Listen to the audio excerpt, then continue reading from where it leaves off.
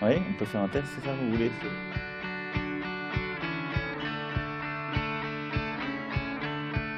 Allez-y, dites deux mots. Alors,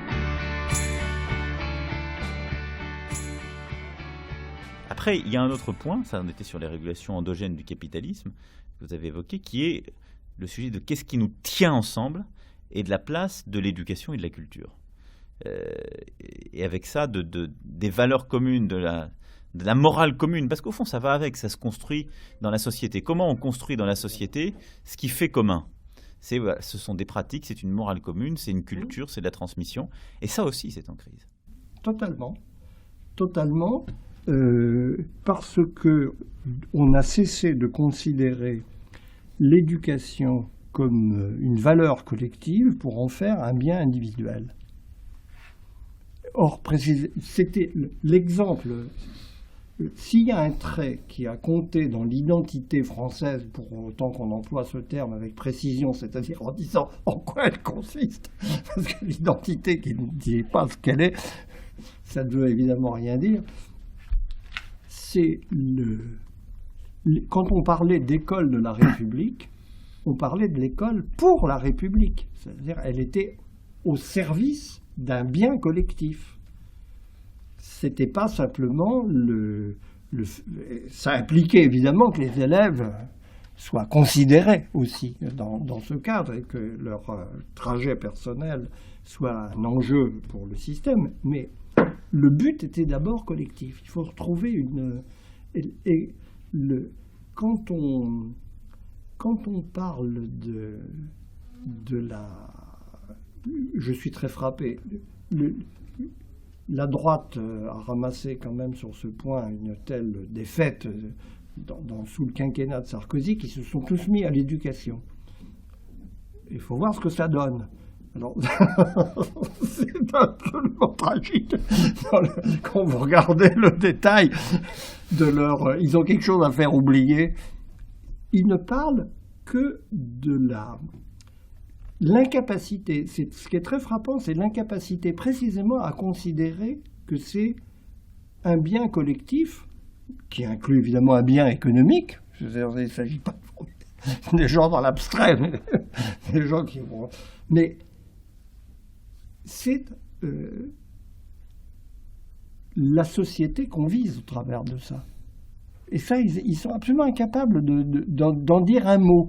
Le terrible pensum de Juppé sur l'éducation, qui d'ailleurs, je crois, ne vaudra pas beaucoup de lecteurs, quel que soit son destin futur, c'est l'exemple même de ce qu'il ne faut pas faire, pour moi. Je ne sais pas qui lui a concocté ça, je ne sais pas si ça vient de lui ou d'autres, mais ce qui est tragique, par exemple, dans l'échec, est vécu tragiquement dans l'échec de l'éducation prioritaire, c'est qu'on ne considère que le sort des individus qu'elle concerne et pas ce que ça représente pour la société comme échec collectif. C'est pas simplement l'échec d'une pédagogie. C'est la part maudite. Ben oui. Mais la part maudite, ça dit le cœur de la société. Moi, je ne veux pas faire de mauvaises batailles, mais je suis d'accord avec vous. Mais de la même façon, le marché du travail avec celles et ceux qu'on... Mais pour revenir à l'école, vous avez tout à fait raison que ce n'est pas un sujet de consommation individuelle d'un savoir. Et c'est donc au fond la question de la transmission. Ouais. Mais le vrai défi, c'est comment dans une société individualiste qui s'est cassée dans plein d'endroits, dans plein de territoires, on recrée cette capacité à transmettre et donc Parce qu'au fond, c'est ça, c'est d'emmener les enfants dans une aventure collective. La première aventure collective qui est la leur. Ben voilà. Et c'est ça l'intégration des zones prioritaires. C'est pas de les traiter à part, parce que si on les traite à part, on échouera toujours. Il faut les emmener dans le mouvement général. Alors, ça implique, c'est l'articulation de cet horizon et des moyens spécifiques que ça exige, qui est toute la difficulté. Mais si on n'a pas le but, les moyens échoueront. Il y a un esprit du système qu'il faut recréer, je crois. Et là, ça veut dire qu'il faut des vrais ministres de l'éducation qui soient les patrons de l'éducation, et pas simplement le gestionnaire d'un système qu'il faut être par ailleurs. Il y a des gens pour faire ça très bien d'ailleurs, sans ministre. On pourrait laisser tourner la boutique toute seule. En gros, elle tournerait. Mais impulser le projet collectif, c'est là que ça se passe. Et avec tout ce que ça suppose, en effet, d'autorité, non pas au sens de contrainte des acteurs, mais d'alignement permanent des mesures qui sont prises sur le but qu'on sert, qui n'existe pas. Quand de Gaulle, par l'intermédiaire de Malraux, fait les maisons de la culture, il est capable de dire pourquoi il le fait. Et nous, on est incapable de dire... de dire en même temps sur quoi il met la priorité, quel public il a envie d'aller chercher, absolument. Et à quelle fin.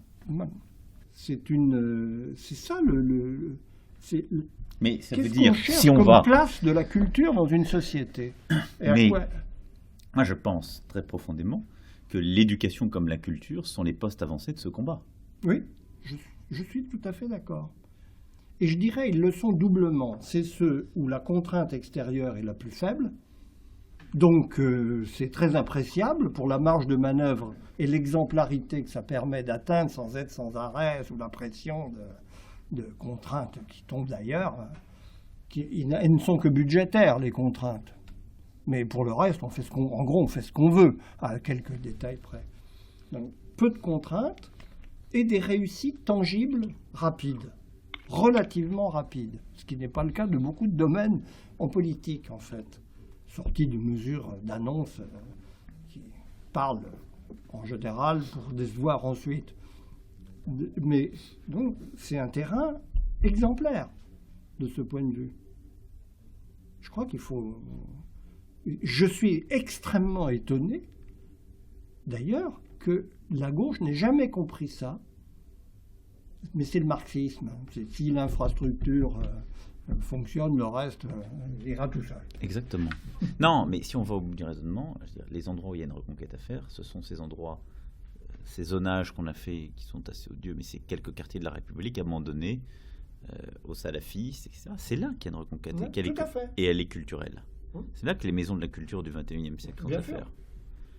C'est là qu'on a à mettre, à définir et à faire respecter scrupuleusement tous les contenus scolaires. C'est là qu'on a des études à mettre en place le soir à l'école pour avoir un temps qui consiste à ne pas aller traîner dans... Et ça veut dire qu'il faut reconquérir la société. Parce que la société a échappé à la République. Et d'ailleurs, parce qu'elle ne lui propose plus un imaginaire commun. Non. Et je pense que ça, c'est un vrai défi, parce qu'on a abandonné cette bataille idéologique et imaginaire. Moi, je suis très intéressé de voir comment font les salafistes ou les fondamentalistes. Ils vont chercher des gens sur le service rendu, sur la finalité, sur l'imaginaire, y compris esthétique et culturel, sur la finalité de la vie, y compris quand c'est mortifère. Mais ils donnent un sens aux choses. Alors, ce qu'on peut critiquer, c'est que ce sens n'est pas discuté, qu'il n'est pas dans un débat critique et ouvert et démocratique. Mais ils en donnent un. Nous, à vouloir être dans un relativisme absolu, on a abandonné cette bataille. Or, plonger dans le relativisme le plus absolu, un être qui n'est pas formé, qui n'est pas autonome, qui n'appartient pas à un collectif, si ce n'est un collectif familial en crise, c'est le condamner. Et ça, c'est notre défi.